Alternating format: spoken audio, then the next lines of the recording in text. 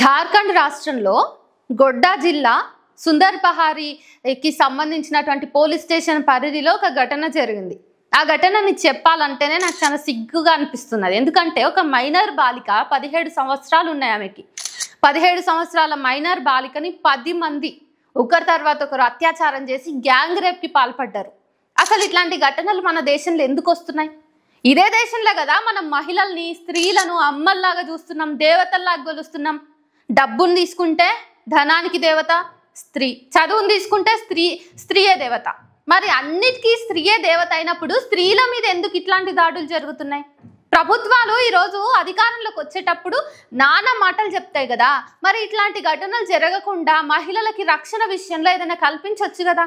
ముక్కు పచ్చలారని పసిపిల్లల నుంచి పండు ముసలి వయస్సున్నటువంటి వాళ్ళ వరకు ఎక్కడ చూసినా ఈ అత్యాచారాల ఘటనలు ఎందుకు పెరుగుతున్నాయి?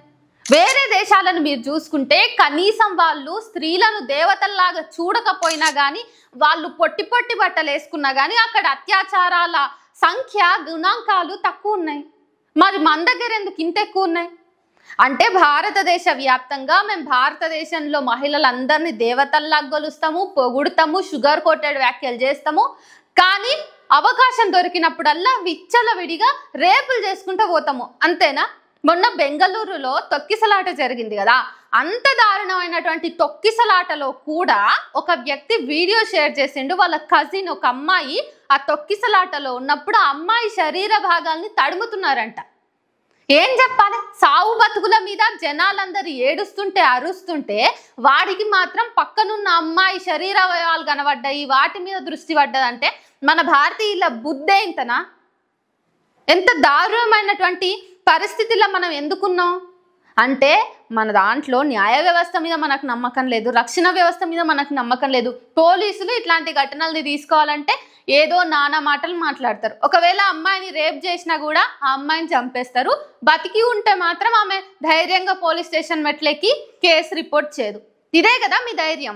మళ్ళీ ఎక్కడైనా ఇట్లాంటి ఘటన జరిగినప్పుడు 2 రకాల బ్యాచ్ తయారవుతారు. ఒక బ్యాచ్ ఏమో క్యాండిల్లు పట్టుకొని న్యాయం కోసం రోడ్ల మీద నడుస్తారు. ఇంకో బ్యాచ్ ఏమో విక్టిమ్ బ్లేమింగ్ చేయడానికి ఆ చచ్చిపోయినటువంటి అమ్మాయి లేకపోతే రేప్కి గురైనటువంటి అమ్మాయిలో ఏం లోపాలు ఉన్నాయో వెతకడం, భూతద్దం పెట్టి వెతుకుతారు. కొంచెం అమ్మాయి స్లీవ్లెస్ కానీ, క్లీవేజ్ కనిపిస్తున్న డ్రెస్ కానీ, లేకపోతే కొంచెం పొట్టి బట్టలు కానీ వేసుకున్నదా అయిపోయి ఇంకా ఆ అమ్మాయి అట్లా ఎందుకు బట్టలు వేసుకుంది, ఆ అమ్మాయి వేసుకున్న బట్టల వల్లనే ఇట్లా జరిగిందంటారు, ఆ అమ్మాయి డ్రెస్సింగ్ వల్ల ఇట్లా జరిగిందంటారు, ఆ తర్వాత అమ్మాయి ఆ టైంలో ఎందుకు అక్కడికి వెళ్ళాల్సి వచ్చింది అంటారు.